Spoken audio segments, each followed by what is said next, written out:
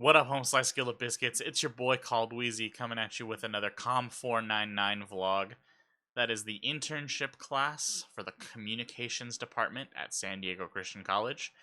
If you're tuning in and you have no idea what that is, don't worry. Most of the people in the class don't either. I'm just kidding. We have a great professor. Anyway, today's vlog is about what I'm hoping to get out of this internship. And my goals are twofold. One, I kind of hope I come out of it with a career. My internship is at Rise City Church. I'm going to be the production intern. That is my official title. Basically, I'm trying to build towards a worship tech director position. And fingers crossed, it'd be cool if that was at Rise, because Rise is the church that I want to be at. Kind of as a secondary potential job, I'd also be super down if SDC wanted to hire me to stay on as worship tech director there. But we'll see what happens.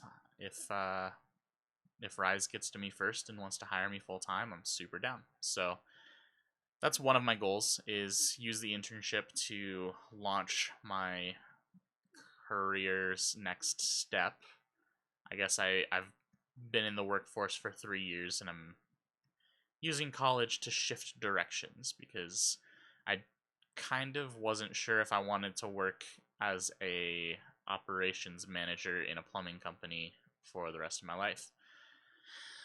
God did a thing, and now I'm back at school, and it's been wonderful, and I've fallen in love with worship tech as a possible career path. So, goal number one, hopefully use the internship to build the relationships and trust needed to get hired on full time as a worship tech director, sorry.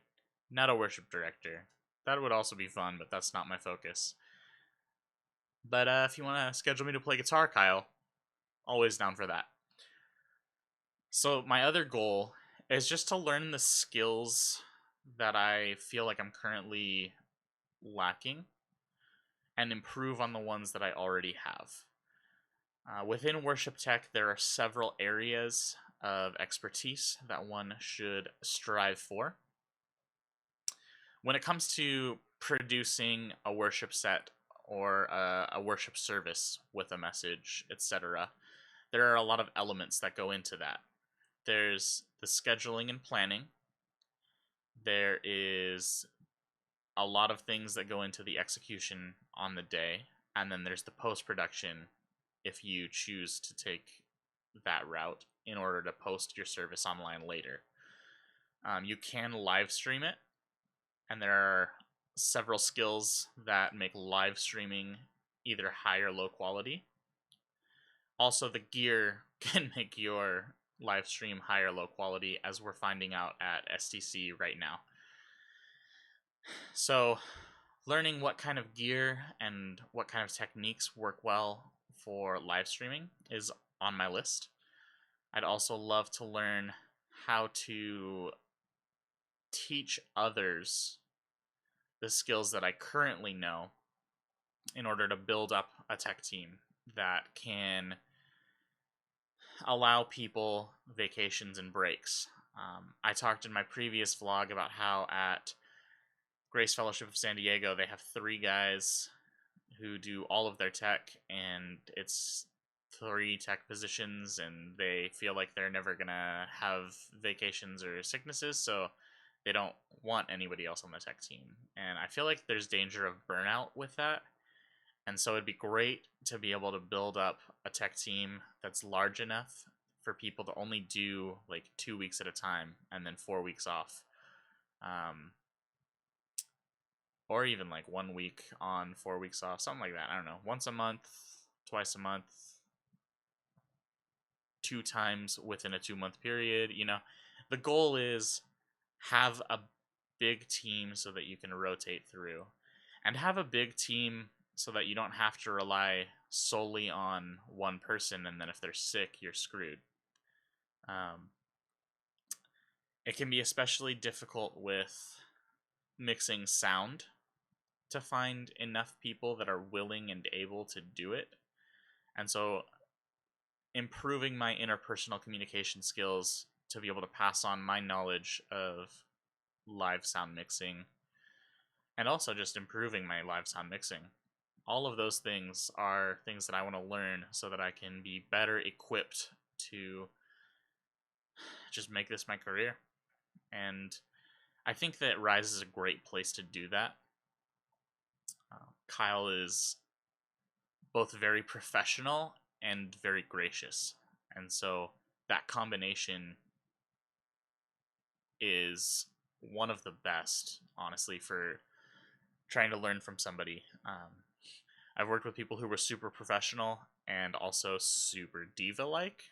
Not in the worship tech world, actually, but soccer, surprisingly. I've had coaches who were very, very professional, but also they they were very particular and not gracious at all. Not you, Dad. You were great. Everybody else, they know who they are, but they're probably not watching this because why would they? So the other type is someone who's very gracious but not professional at all. I've had a lot of that at other churches, worship leaders and tech people. There's in the church world, there's a lot of that kind of leader where it's hard to learn from them because they themselves are not incredibly knowledgeable on the topic of tech.